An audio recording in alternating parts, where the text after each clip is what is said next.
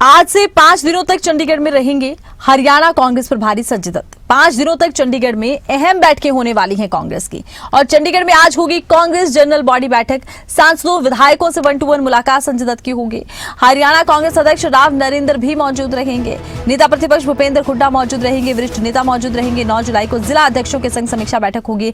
इधर 10 जुलाई को संगठन और SIR पर मंथन होगा। नीट पीड़ित छात्रों की याद में कैंडल मार्च। 11 जुलाई को कार्यकर्ताओं के लिए ओपन हाउस। 12 जुलाई को हारे उम्मीदवारों से संवाद। तो देखिए, पूरी तरह से अब एक्टिव होती नजर आ रही है कांग्रेस। और जिस तरह से एक बड़ा फेरबदल हाल ही में देखने को मिला था, इसके बाद माना यह जा रहा है कि कांग्रेस आने वाले दिनों में कुछ महत्वपूर्ण कार्यक्रम कर सकती है हरियाणा के लिहाज से। और ज्यादा जानकारी के लिए रुख करते हैं खबरें अभी तक के स्टेट हेड जितेंद्र चौधरी का। जितेंद्र, जिस तरह से अब चंडीगढ़ में हरियाणा कांग्रेस प्रभारी संजय दत्त पहुंचेंगे, 5 दिनों तक चंडीगढ़ में रहेंगे, एक के बाद एक बैठकें होंगी, क्या ये लगता है कि कांग्रेस की ये बैठकें आने वाली रणनीति के लिहाज से महत्वपूर्ण है कांग्रेस की, या फिर कांग्रेस में जो गुटबाजी की खबरें आती हैं उसके लिहाज से महत्वपूर्ण है? कुल मिलाकर ये माना जाए कि कांग्रेस के संगठन को मजबूत भी किया जाना है और विपक्ष की आवाज को मजबूत किया जाना है, इसको लेकर बैठकें होंगी?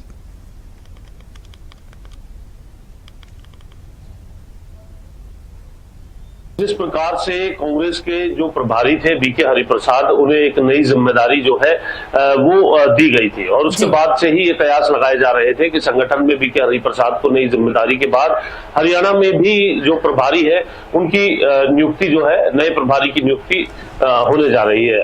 इसको लेकर के इंतजार था, इंतजार खत्म हुआ और नाम सामने आया संजय दत्त का, जो कि कांग्रेस के वरिष्ठ नेता है और उन्हें हरियाणा का प्रभारी बनाया गया। इससे पहले भी अगर हम बात करें संजय दत्त के नियुक्ति के साथ ही हमने दिल्ली के अंदर उनके साथ बैठकों और वरिष्ठ नेताओं की मुलाकातों का दौर जो है वो देखा है।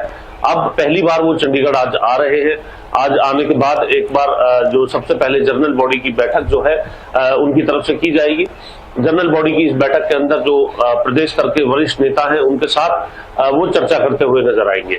इसके बाद अगर हम बात करें तो 1-to-1 चर्चा मेंबर ऑफ पार्लियामेंट्स के साथ और अगली चर्चा जो है विधायकों के साथ इसी प्रकार से रहने वाली है, यानी MLAs के साथ जो बैठक है वो रहने वाली है। यानी 3 बैठकें, जनरल बॉडी और मेंबर ऑफ पार्लियामेंट्स के साथ 1-to-1 बैठक, MLAs के साथ 1-to-1 बैठक यहाँ पर की जाएगी। आज के दिन का ये शेड्यूल है, 5 दिन का ये शेड्यूल है। इसी तरीके से कल DCCs के साथ जो बैठक है वो की जाएगी। अलग अलग दिन, अलग अलग संगठन के कार्यकर्ता और अलग अलग विषय पर ये बैठकें जो है वो रहने वाली है।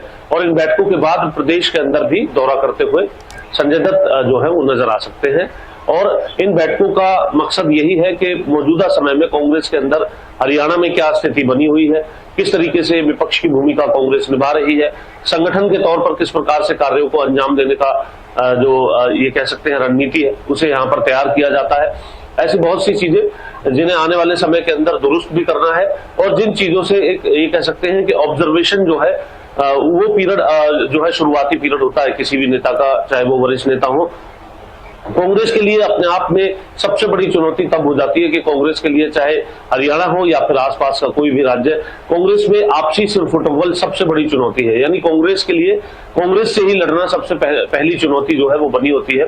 उसके बाद जो सत्ता पक्ष के समक्ष जो मुद्दे हैं उन्हें किस प्रकार से उठाना है, कितना पुंजोर तरीके से उन मुद्दों को उठाया जाता है, ये एक विपक्ष की मजबूत भूमिका को दर्शाने का काम होता है। और इस भूमिका में भी अलग थलग कांग्रेस जब नजर आती है तो सीधे तौर पर मुद्दों को उठाने की जगह कांग्रेस खुद ही अपनी भीतरघात पर या फिर अपनी गुटबाजी पर गिरते हुए नजर आती है, जो कि हर प्रभारी, हर प्रदेश अध्यक्ष के लिए सबसे बड़ी चुनौती जो है वो हरियाणा के अंदर बना होता है। उसमें किस तरीके से समन्वय रखते हैं संजय दत्त और किस प्रकार से इस चुनौती को पार पाने वाले नेता जो है वो बनते हैं, क्योंकि AICC की तरफ से जिस प्रकार से उन्हें जिम्मेदारी दी है, तो ये महत्वपूर्ण ऐसे मुद्दे हैं। इन मुद्दों को लेकर के पूरी ऑब्जर्वेशन जो है वो इन 5 दिन रहने वाली है और इस ऑब्जर्वेशन के हिसाब से आगे रिपोर्ट भी आला कमान को दी जाएगी और साथ ही साथ किस प्रकार से आगे कदम रखने हैं, कांग्रेस की रणनीति बनाई जा रही है, क्या रोडमैप जो है आगामी कार्यक्रमों का रहेगा, वो सारी ऑब्जर्वेशन के साथ उसका पूरा खाका जो है वो यहाँ पर संजय दत्त तैयार करते हुए नजर आ सकते हैं। क्योंकि जिस प्रकार से भारतीय जनता पार्टी है ये लगातार जो है देखने के लिए मिलता है कि चुनावी मोड में रहती है, अलग अलग बैठकें जो है होते हुए नजर आती है।